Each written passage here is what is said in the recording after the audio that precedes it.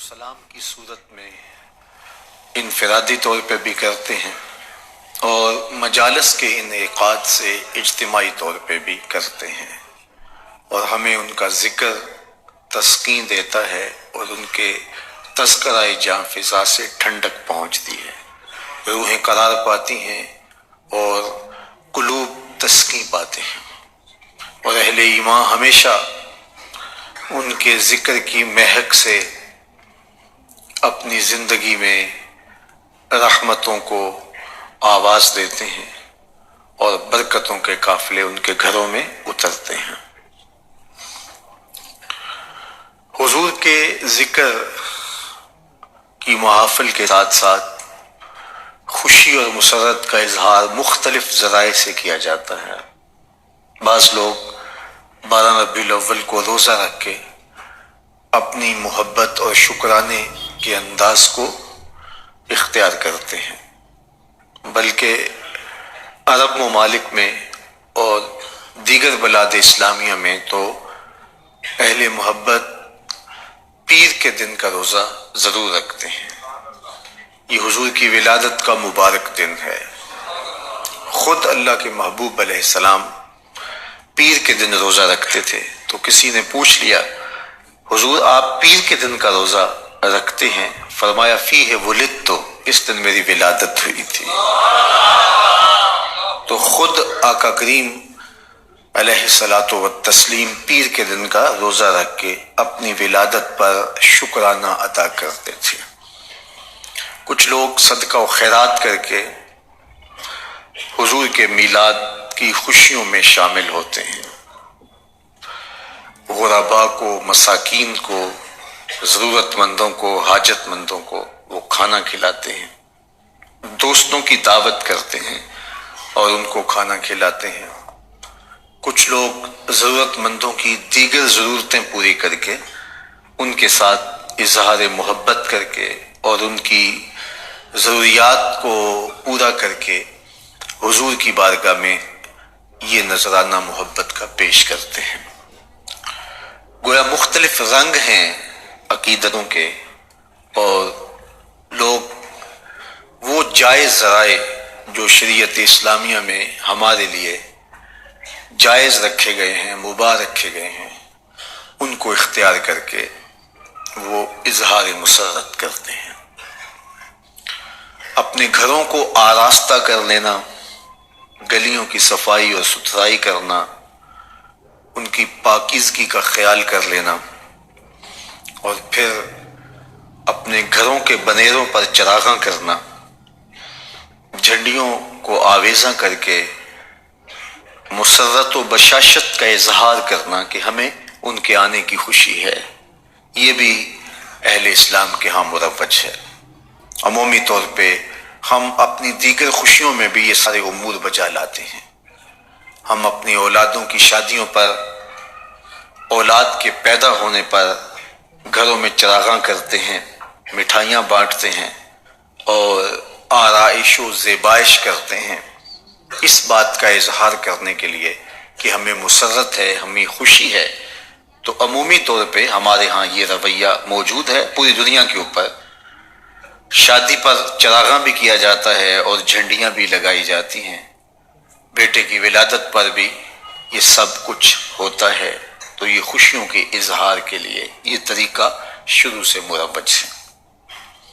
तो हुजूर अलैहिस्सलातु वस्सलाम की विलादत के मुबारक दिन को इस अंदाज के साथ मनाना कि आप अपने घरों में चरागां करें और खुशियों का इजहार करते हुए मिठाइयाँ बांटें, गुरबा का ख्याल रखें, उनकी ज़रूरतों को पूरा करें, और आप रोज़ा रखें, नवाफिल अदा करें, सदका व खैरात करें और ज़रूरतमंदों, हाजतमंदों की हाजतों को पूरा करें, तो शरीयत हमें इन चीज़ों को अदा करने का हुक्म देती है, तलकीन करती है, तरगीब देती है।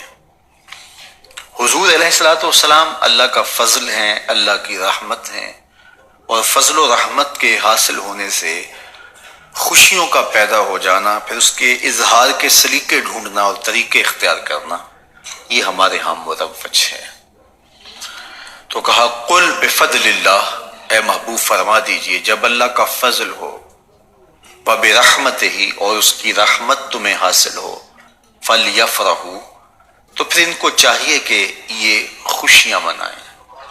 اللہ کے فضل اور رحمت کے حصول پر انہیں خوشیاں منانی چاہیے۔ تو اللہ کا فضل ملے تو خوشیاں منائیں، اور اگر فضل کبیر مل جائے، اگر رحمت نصیب ہو، وہ بیٹی کی صورت میں ہو یا بیٹے کی صورت میں ہو، تو خوشیوں کا، بشاشتوں کا، مسرتوں کا اظہار کریں۔ اگر رحمت کے ملنے پر خوشی کے اظہار کرنے کا حکم دیا گیا تو اگر رحمت للعالمین مل جائیں تو پھر تو خوشی کا کوئی ٹھکانہ نہیں ہونا چاہیے۔ تو ان کے آنے پر دل باغ باغ ہیں، روحیں سرشار ہیں، قلوب شاداں و فرحاں ہیں، اور دلوں کی دنیا اور دلوں کے آنگن آباد ہیں، مسرتوں سے آباد ہیں۔ کائنات میں اس سے بڑا کوئی انعام نہیں ہو سکتا جو اللہ نے ہمیں نصیب فرمایا، بلکہ دیگر جتنی نعمتیں ہیں اور دیگر جو انعامات ہمیں نصیب ہوئے وہ سارے مرہون منت ہیں اس انعام کے۔ اگر وہ تشریف نہ لاتے تو ہمیں کچھ اور بھی نصیب نہ ہوتا، اور کیا نصیب ہونا تھا، اپنا وجود بھی نہ ہوتا۔ اس کائنات کی تخلیق ان کے صدقے سے ہوئی ہے۔ محمد نہ ہوتے تو اے بندہ پرور، خدا خود ہی ہوتا خدائی نہ ہوتی۔ یہ کائنات مارز وجود میں نہ آتی اگر وہ جلوہ فراز نہ ہوتے۔ اس لیے ساری نعمتوں کا سبب حضور کی ذات ستودہ صفات ہے۔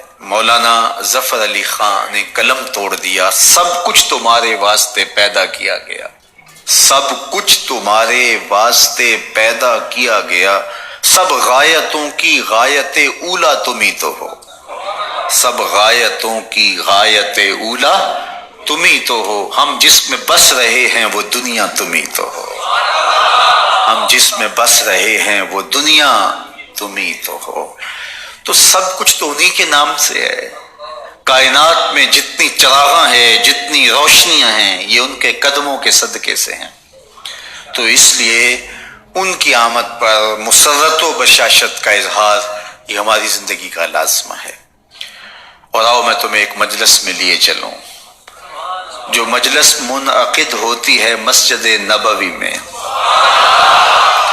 صحیح مسلم میں یہ روایت موجود ہے، حضرت امیر معاویہ رضی اللہ تعالی عنہ جو صحابی رسول ہیں اور جلیل القدر صاحب عظمت صحابی ہیں، ان سے یہ روایت مروی ہے۔ فرماتے ہیں کہ اللہ کے محبوب علیہ الصلاۃ والسلام حجرہ انور میں موجود تھے اور صحابہ مسجد نبوی کے صحن میں مجلس بپا کیے ہوئے تھے۔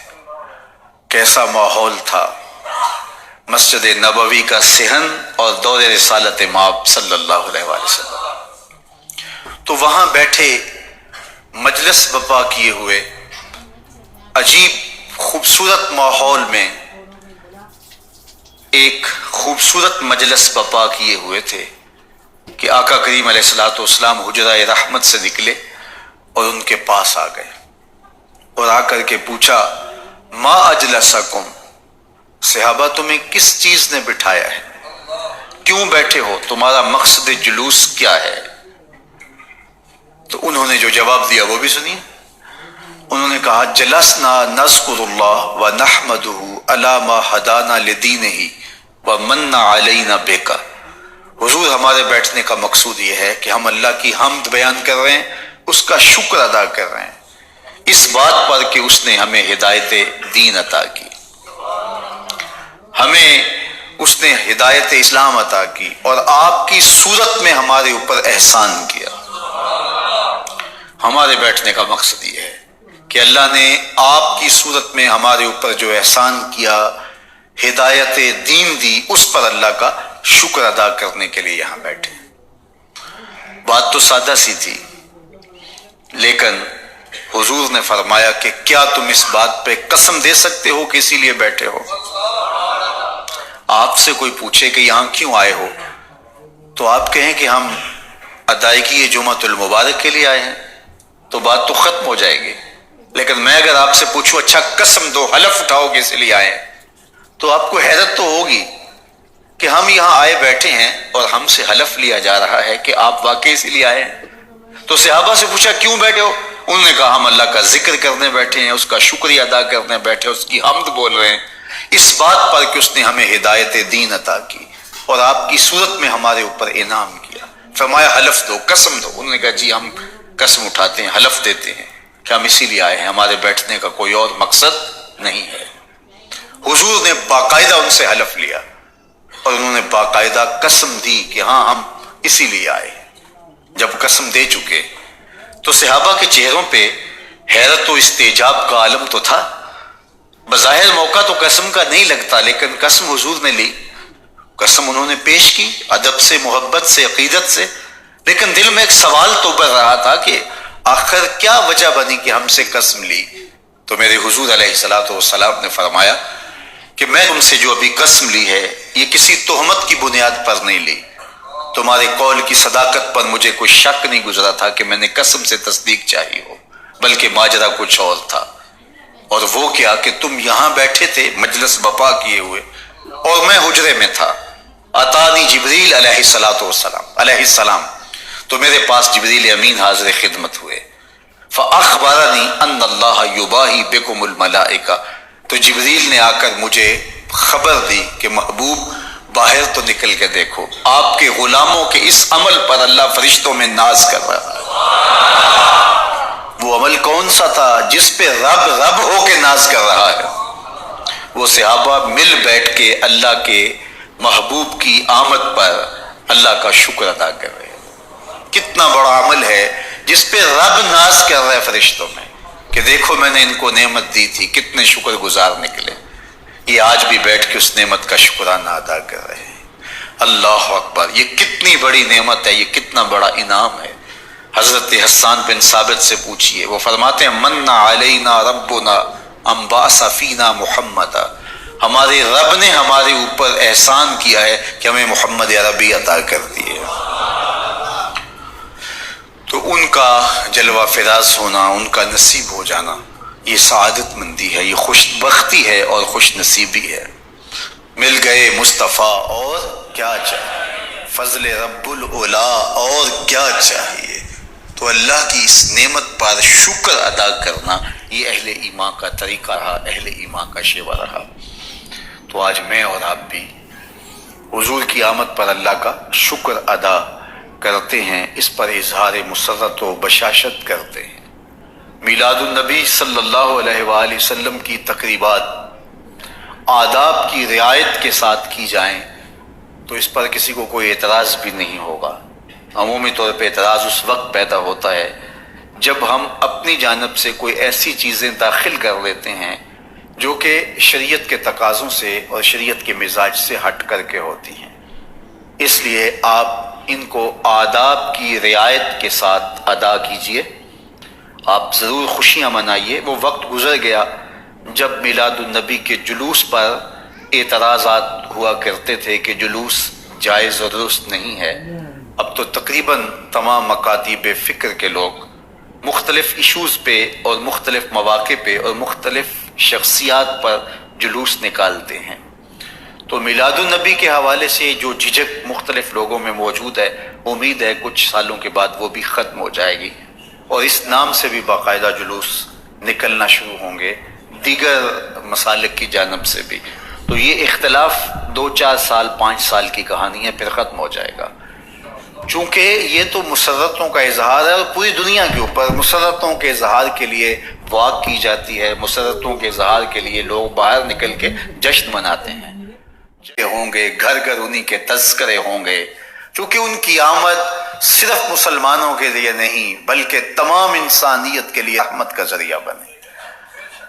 آج جہاں بھی خیر کی کوئی قدر موجود ہے وہ صدقہ آمنہ کے لال کا ہے، تو ان کے آنے سے ہی بزم عالم میں چراغاں ہوا اور ان کی رحمت کا فائدہ، ان کی رحمت کا حظ اور ان کی رحمت کا جو ہے وہ کی برکت ہر ایک کو پہنچی۔ جس سال میرے حضور تشریف لائے تو اس سال سبزہ اتنا زیادہ پیدا ہوا، بارشیں اتنی ہوئیں کہ جانور اتنے فربا اور موٹے ہو گئے کہ لگتا تھا چربی سے پھٹ نہ جائیں، اور اس سال کا نام عربوں نے رکھا سنۃ جو ہے وہ عام الفتق، پھٹنے والا سال، چونکہ یہ سن ہجری کا آغاز دور فاروقی میں ہوا ہے۔ اس سے قبل سالوں کے نام رکھے جاتے تھے، تو جس سال حضور تشریف لائے اس سال کا ایک نام عام الفیل بھی ہے، کیونکہ عام الفیل یہ واقعہ اصحاب فیل کی وجہ سے اس سال کو کہا جاتا ہے۔ 55 دن اس واقعہ فیل کے بعد حضور کی ولادت ہوئی تھی، اور واقعہ فیل کی وجہ سے اس کو عام الفیل بھی کہا جاتا ہے۔ اور دوسرا نام اس سال کا عام الفتق، پھٹنے والا سال، اور تیسرا سال کا نام عربوں نے یہ رکھا سنۃ الفتح والابتہاج، فتحوں اور کامیابیوں اور خوشیوں کا سال۔ جو بھی تجارتی قافلے گئے ہوئے تھے خاصا نفع لے کے آئے، چشموں کا پانی بڑھ گیا، اس سال درختوں پر پھل زیادہ آیا۔ عرب اتنے اکھڑ اور ظالم تھے، بیٹیوں کو زندہ درگور کر دیتے تھے۔ جس سال میرے حضور کی ولادت ہوئی کسی گھر بیٹی پیدا نہیں ہوئی، اللہ نے بیٹے ہی عطا کر دیے۔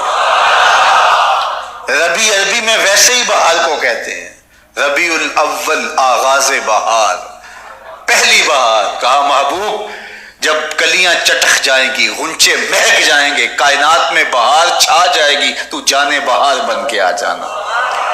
اور جب حضور تشریف آئے بہاروں پر بہار آ گئی، ناگہاں ساکن ہواؤں پر روانی آ گئی، اور چمن کے پتے پتے پر جوانی آ گئی۔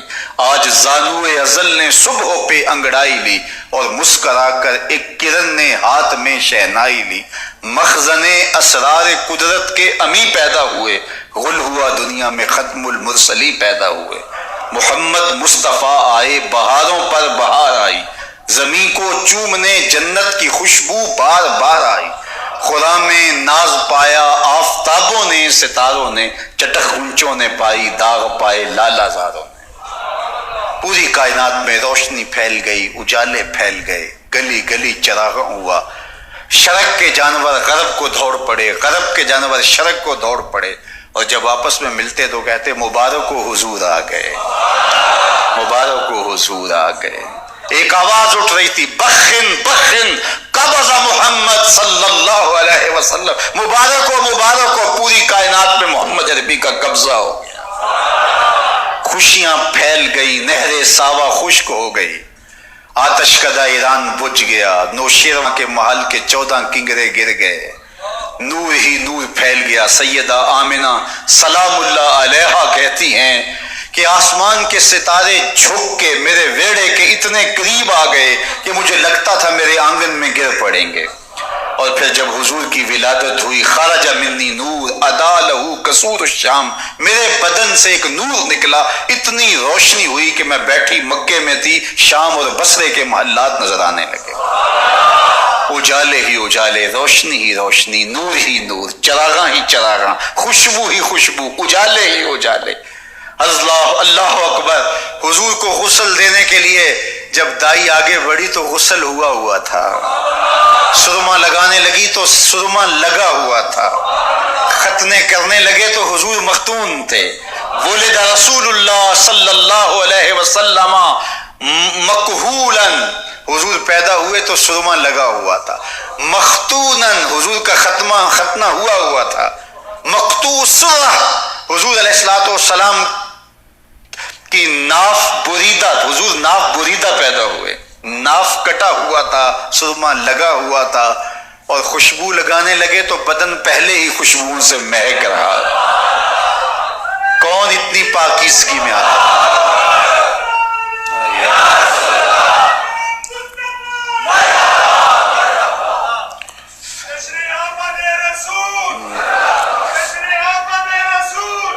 تو خوشبوؤں میں گھر بسا تھا، ان انوار ہی انوار پھیلے ہوئے تھے۔ اب آقا کریم کو سبز کپڑے کے اندر لپیٹ دیا گیا، ولادت مصطفیٰ ہو گئی، کائنات میں چراغاں ہو گیا۔ اللہ اکبر۔ بصد انداز یکتائی، بغایت شان زیبائی، امی بن کر امانت آمنہ کی گود میں آئی۔ اللہ اکبر۔ جو نور کہاں کہاں سے چلا تھا، وہ روشنیاں بکھیرتا ہوا. اللہ اکبر. حضرت قاضی ثناء اللہ پانی پتی تفسیر مظہری میں لکھتے ہیں کہ جب حضرت آدم علیہ السلام کے لیے فرشتوں کو سجدہ ریزی کا حکم دیا گیا اور فرشتوں نے آدم کو سجدہ کیا، تعظیمی سجدہ، تکریم کا سجدہ، کہتے کانا فی جبہتہ نور محمد صلی اللہ علیہ وسلم. کہا حضرت آدم کی پیشانی میں میرے محمد کا نور چمک رہا تھا. کشتی نوح کنارے لگی تو کشتی نوح کی پیشانی پہ میرے حضور کا نام لکھا تھا. اگر نام محمد را نہ یا ورد شفیع آدم، نہ آدم یافتے توبہ، نہ نوح از غر کے نجینا. یہ کائنات کے اندر جتنے بھی اجالے ہیں، یہ جتنے بھی روشنی ہیں، اس نام کے صدقے ہیں. آج وہ روشنی، آج وہ اجالا، وہ مقصود کائنات، وہ جس کے نام پر داؤد نے نغمہ سرائی کی، وہ جس کے ذکر پر شاہ سلیمان نے گدائی کی. دل یحییٰ میں رہ گئے ارماں جس کی زیارت کے، لب عیسیٰ پہ آئے واز جس کی شان رحمت کے، جو بن کر روشنی پر دیدہ یعقوب میں آیا، جسے یوسف نے اپنے حسن کی نئے رنگ میں پایا. نہ دانم آنگلے خنداں چرنگو بودارت کہ مرغے ہر چمن آرزوئے اودارت. ہر ایک یہی آرزو رکھ رہا ہے، ہر ایک کی تمنا یہی ہے کہ بس وہ آنے والے. نبی انتظار میں کھڑے ہیں. یار ہمیں تو کوئی انتظار نہیں کرنا پڑا، سوئے تھے مقدر جاگ اٹھا. ذرا ماضی کے لوگوں کی کہانیاں دیکھو، منتظر بیٹھے ہیں، منتظر بیٹھے ہیں. حضرت خلیل اللہ کے گھر کی تعمیر کرنے کے بعد ہاتھ پھیلا لیتے، ربنا وابعث فیہم رسولا. اللہ تیرے گھر کی تعمیر کی، دعا مانگتا اب اس رسول کو بھیج بھی دے. انتظار کر کر کے آنکھیں بوڑھی ہو گئی ہیں، کب وہ آئے گا. حضرت عیسیٰ نے کہا مبشرم برسولی یاتی من بعد اسمہ احمد. لوگوں میں نام بھی بتا دیتا ہوں، میرے بعد اب وہی آئے گا، سن لو، اس کا نام احمد ہوگا. اس کا نام کیا ہوگا؟ احمد صلی اللہ علیہ وسلم. صلی اللہ، اس کا نام احمد ہوگا. یہ اپنے حواریوں کو بتا رہے ہیں. 12 حواری بیٹھے ہیں جن کے خاص لوگ ہیں. ایک حواری نے کہا حضرت جس کے آپ بھی قصیدے پڑھ رہے ہیں، کیا وہ آپ سے بھی افضل ہوگا؟ حیرت تو ہوئی نا کہ میرا نبی جس کے قصیدے پڑھے تو وہ تو پھر کوئی افضل ہی ہوگا. ہر مرید سوچتا ہے میرے پیر سے افضل کوئی نہیں، ہر شاگرد سوچتا ہے میرے استاد سے افضل کوئی نہیں، ہر بیٹا کہتا ہے میرے باپ جیسا کوئی نہیں، ہر جو ہے وہ کارکن کہتا ہے میرے لیڈر جیسا کوئی نہیں، اور ہر امتی کہتا ہے میرا نبی تو پھر میرا نبی ہے. وہ تو بدبخت ہے جو نبی بھی مانتا ہے اور عیب بھی نکالتا ہے. محبوباں تے نکتہ چینی جڑا کرن تو باز نہیں آوندا، اصل منافق جانی اس نو او جھوٹے پیار جتاوندا. سانو دسیا عشق دے مفتی جڑا مڑ مڑ پیا فرماوندا، آزم جتھے دل لگ جاوے اوتھے عیب نظر نہیں آوندا. عیب ہو بھی تو نظر، عیب ہو بھی تو نظر، اور جہاں ہو ہی نہ. خلقت مبرئا من کل عیب، یہ حدیث تقریری ہے. حسان بن ثابت حضور کے سامنے پڑھتے ہیں آپ کو ہر عیب سے پاک بنایا گیا. کأنک قد خلقت کما تشاء، لگتا ہے آپ کے رب نے آپ سے پوچھ کے آپ کو بنایا ہے. اللہ اکبر، کیسا جمال ہے، کیسا حسن ہے. تو ہر مقتدی کا خیال ہے کہ میرا امام اعلیٰ، ہر شاگرد کہتا ہے میرا استاد اعلیٰ، ہر امتی سوچتا ہے میرا نبی تو پھر میرا نبی. تو حضرت عیسیٰ کے حواری نے کہا حضرت جس کے قصیدے آپ بھی پڑھ رہے ہیں، کیا وہ آپ سے بھی افضل ہوگا؟ تو سنو حضرت عیسیٰ نے کیا جواب دیا. آپ کو ٹھنڈ پڑ جائے گی. کوئی 26 سال سے آ رہا ہے، کوئی 20 سال سے آ رہا ہے، کوئی 10 سال سے آ رہا ہے، کوئی 5 سال سے آ رہا ہے. سخت راستے کاٹ کر بھی آپ آئے ہیں، اور جو ہے وہ 3-3 فٹ پانی گزر کے بھی آپ یہاں جمعہ پڑھنے آئے. آپ کو سارے وقت یاد ہوں گے، لیکن یہ ایک جملہ آپ کی ساری تھکن اتار دے گا. آپ کی ساری تھکن اتر جائے گی اس ایک جملے سے، ساری تکلیفیں ختم ہو جائے گی. آپ نے کڑکتی دھوپ میں بھی جمعہ پڑھا ہے، آپ نے تمبوؤں کے نیچے چھن چھن کے آتی جو ہے وہ گرم ہواؤں اور جو ہے وہ دھوپ میں بھی جمعے پڑھے ہیں. آپ نے سخت سردی کے ماحول میں بھی یہاں آ کے جو ہے وہ اجتماعات میں شریک ہوئے ہیں، لیکن یہ جملہ آپ کی ساری تکن اتار دے گا۔ سنو سنو، حضرت عیسیٰ کہا لوگوں میں جا رہا ہوں، اب میرے بعد وہی آئے گا جس کا نام احمد ہوگا۔ انجیل برنباس کے اندر آج بھی لفظ موجود ہے۔ ایک حواری اٹھا، حضرت جس کے قصیدے آپ پڑھ رہے ہیں کیا وہ آپ سے بھی افضل ہوگا؟ حیرت سے پوچھتے ہیں۔ تو حضرت عیسیٰ کیا جواب دیتے ہیں؟ سنو سنو، تمہیں ٹھنڈ پڑے گی، تمہاری روح بھی رقص کرے گی، تمہاری آنکھیں آنسوں کا خراج دیں گی، تمہارا دل تڑپ کے سینے سے باہر نکلنے کے لیے بےتاب ہوگا، تمہارے کلیجے ٹھنڈے ہو جائیں گے، تم یہاں سے اٹھ کے گلی گلی بتاتے پھرو گے کہ میں اس نبی کا غلام ہوں کہ دیکھو حضرت عیسیٰ کیا کہہ رہے ہیں۔ سنو سنو، حضرت عیسیٰ نے کیا کہا؟ کہ حضرت جس کے قصیدے آپ بھی پڑھتے ہیں کیا وہ آپ سے بھی افضل ہوگا؟ تو حضرت عیسیٰ بولے افضل ہونے کی بات کرتے ہو، وہ تو اتنی عظمتوں کا حامل ہے، اگر اس کے نالین کے تسمے کھولنے کی سعادت ابن مریم کو مل جائے تو یہ بھی مقدر کی بات ہے، یہ بھی بخت کی بات ہے کہ ان کے نالین کے تسمے کھولنے کی سعادت نصیب ہو جائے۔ وہ اتنا عظیم نبی ہے، مجھے بتاؤ میں اس نبی کا میلاد نہ مناؤں؟ مجھے بتاؤ اس نبی کا ذکر نہ کروں؟ گلی گلی چراغاں نہ کروں؟ گلی گلی ان کے تذکروں کی خوشبو نہ بکھیروں؟ گلی گلی ان کے نعرے نہ لگاؤں؟ ان کے نام کی مالا نہ جپوں؟ ان کے تذکروں کی خوشبو سے مست نہ ہو جاؤں؟ کائنات کے اندر جتنا چراغاں ہے آمنہ کے لال کے قدموں کا صدقہ ہے، ساری روشنیاں ان کے قدموں کے صدقے ہیں۔ اگر وہ نہ آتے تو آج اندھیرا ہی ہوتا۔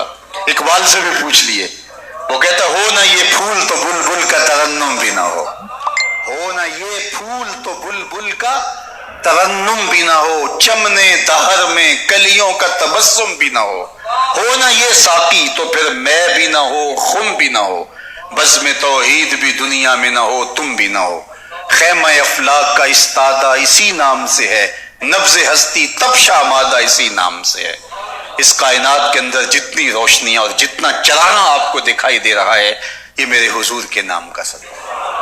اس لیے اہل ایمان ان کا تذکرہ اور ان کی محبتوں کی خوشبو گلی گلی پھیلاتے ہیں۔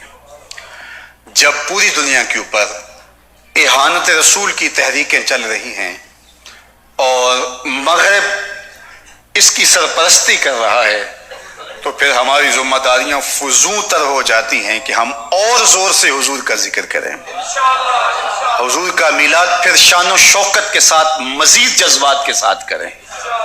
جب پنجاب اسمبلی میں تلاوت کے بعد نعت کا آغاز ہوا، اس کے بعد پھر سندھ میں بھی ہوا، پھر قومی اسمبلی میں بھی ہوا، لیکن اس کا نقطہ آغاز جو ہے وہ آج سے تقریباً 11 سال پہلے پنجاب اسمبلی میں ہوا۔ تو اللہ نے یہ توفیق مجھے عطا کی کہ جب وہاں کچھ لوگ اڑ گئے کہ یہ نہیں ہوگا تو پھر ایک کمیٹی تشکیل دے دی گئی، اور پھر جن لوگوں نے یہ تحریک پیش کی تھی انہوں نے دلائل دینے تھے، تو آپ کی بستی میں بیٹھ کر کے ہماری لائبریری میں وہ دلائل مرتب ہو گئے تھے۔ تو ہم نے 9 دلائل جو ہے وہ اس پر قرآن و حدیث سے جمع کیے، اور آخری دلیل جو ہم نے وہاں گفتگو کے طور پہ آخر میں رکھی اور وہ یہ تھی کہ جب پوری دنیا کے اوپر اہانت رسول کی تحریکیں چل رہی ہیں تو پھر اب ضروری ہو گیا ہے کہ ہر فورم پر حضور کے نام کا چراغاں کیا جائے اور حضور علیہ الصلوۃ والسلام کی نعتیں پڑھی جائیں۔ الحمدللہ موقع ایسا ہوا کہ نوبت یہاں تک نہ پہنچی، جب دلائل ابھی شروع ہی ہونے لگے تھے تو ایک عیسائی ممبر پارلیمنٹ نے کہا کہ تم آپس میں کیا اختلاف کر رہے ہو، تمہارے نبی کی نعت پر مجھے اختلاف نہیں ہے۔ یہ تاریخ کا حوالہ ہے۔ پھر جو بولنا چاہتے بھی تھے ان کی بھی بولتی بند ہو گئی اور یہ قانون پاس ہو گیا، اور اب جب اسمبلی میں تلاوت کے بعد نعت ہو رہی ہوتی ہے یا دیگر صوبائی اسمبلیوں میں اور قومی اسمبلیوں کے اندر تو مجھے رات کی تنہائی کے اندر بیٹھ کر کے وہ دلائل مرتب کرنے کے لمحے روشنی دیتے ہیں، اور میں سمجھتا ہوں کہ اللہ میری قبر میں ان کے صدقے سے چراغاں کر دے اور حضور کے نام کی برکتیں دے دے۔ تو جب اہانت کی تحریکیں زور پکڑ رہی ہوں تو اس وقت جو ہے وہ ضروری ہو جاتا ہے کہ آپ زیادہ زور سے حضور کا تذکرہ کریں۔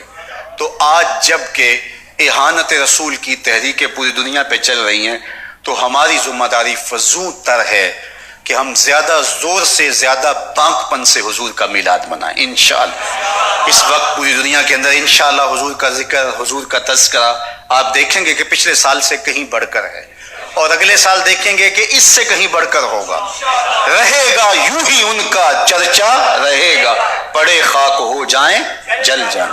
ادارۃ المصطفیٰ پاکستان نے اس مرتبہ یہ فیصلہ کیا کہ ہمارا جو اجتماع جلوس کا ہوتا تھا وہ ہر سال جو منعقد ہوتا تھا وہ یہاں سے جلوس نکلتا تھا اور شیرا والا باغ جا کے اختتام پذیر ہوتا تھا، اور وہاں چونکہ مغرب کا بہت قریب ہو چکا ہوتا تھا اور وہاں دعا سلام کے لیے بھی رکتے تو ٹریفک رک جاتی، اور پھر اس کے بعد لوگوں کی نماز کا بھی تھوڑا سا مسئلہ کبھی ہوتا، تو ہم نے اس مرتبہ یہ سوچا ہے کہ اس ترتیب کو بدل لیا جائے اور عصر کی نماز ادا کرنے کے بعد فوراً وہاں سے مرکز کی جانب جلوس لے کر کے روانہ ہوا جائے، اور انشاءاللہ مغرب کی نماز 10 منٹ لیٹ بھی ہم پہنچے تو کوئی نہیں، یہاں پڑھیں گے، اور مغرب کی نماز کے بعد تسلی سے بیٹھ کر کے تلاوت نعت اور حضور علیہ السلام کی آمد کے حوالے سے گفتگو بھی ہوگی، آپ کو خطاب بھی سننے کو ملے گا، اور حضور کی بارگاہ میں پھر یہاں سلام پیش کریں گے، نماز عشاء ادا ہوگی، اور پھر میلاد کا لنگر آپ کو پیش کیا جائے گا، پھر اس کے بعد اجازت ہوگی۔ تو اس لیے جو جتنے بھی ہمارے حلقہ جات کے دوست ہیں وہ بالخصوص جمعۃ المبارک کے جو ہمارے سامعین ہوتے ہیں، جو مستقل بالخصوص سامعین ہیں، جو 3 جمعے ہمارے پاس پڑھ چکے ہوتے ہیں، ہم ان کو مستقل سامع قرار دیتے ہیں اور ان کو ہم مہمان نہیں سمجھتے، ان کو میزبان سمجھتے ہیں۔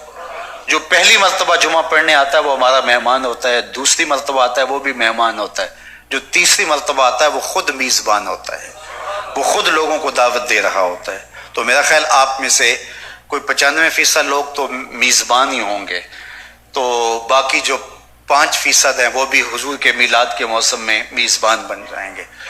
تو آپ سب لوگوں نے اس جلوس میں خود شرکت ہی نہیں کرنی بلکہ آپ نے لوگوں کو اس جلوس میں دعوت دینی ہے۔ میری آرزو یہ ہے کہ اس سال یہ جلوس ایک تاریخ ساز جلوس ہو، جہاں نظر جائے سر ہی سر دکھائی دے، ایک عجیب ماحول ہو، رحمتوں کی برکھا برس رہی ہو، 12 ربیع الاول کی سہانی شام ہو، عصر کا وقت ہو، اور درود و سلام پڑھتے ہوئے عاشقان مصطفیٰ مرکز مصطفیٰ کی طرف بڑھ رہے ہوں، اور یہ عجیب رنگ اور آہنگ اور جمال کی کیفیت ہو۔ جن کے پاس اتنی توفیق ہے کہ اس اجتماع کی یہ جو فلیکس کے اوپر پروگرام لکھا ہے اس کا بینر بنا کے اپنے علاقے میں لگوا سکتے ہیں وہ ضرور لگوائیں، نہیں تو 2 4 10 آدمیوں کو دعوت ضرور دیں۔ انشاءاللہ ہم نماز عصر وہاں اول وقت میں پڑھیں گے، وہاں سٹیج نماز ظہر کے بعد ہی لگ چکا ہوگا اور وہاں قافلے آنا شروع ہو جائیں گے، اور نماز عصر کا جو ہی وقت ہوگا وہاں نماز ادا کر کے پھر وہاں سے ہم چل پڑیں گے، اور مغرب کی نماز انشاءاللہ ہم یہاں ادا کریں گے۔ شوق کے ساتھ، محبت کے ساتھ اور پیار و عقیدت کے ساتھ ہم آگے بڑھیں گے۔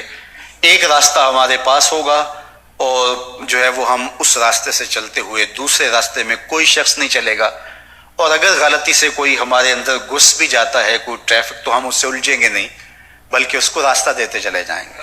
ہمارے اندر سے بھی کوئی گزرنا چاہے، ہمارے جلوس کے اندر سے بھی، ہم اس کو کوئی ایسی بات نہیں کریں گے بلکہ اس کو بھی حضور کا نام لے کے درود پڑھتے ہوئے راستہ دیں گے۔ لیکن ایسا ہوگا نہیں، انشاءاللہ انتظام و انصرام خوبصورت ہوں گے، تو روڈ کا ایک جو ہے وہ حصہ گزرنے والوں کے لیے اور دوسرا حصہ انشاءاللہ جلوس کے لیے ہوگا، اور وہ منظر کتنا ہوگا جب پنڈی بائی پاس پہ ان پلوں کے اوپر چاروں طرف گھومتا ہوا حضور کے نام کا جلوس ہوگا، اور وہ گھڑیاں کتنی دل نشین ہوں گی۔ تو ضرور اس منظر میں خود بھی شریک ہوئیے اور ہزاروں لاکھوں لوگوں کو اس میں دعوت دیجیے۔ انشاءاللہ حضور کے نام کا چراغاں ہوگا، اور یہاں ہوگا ہر روز صبح 10 بجے سے لے کر کے دن 12 بجے تک۔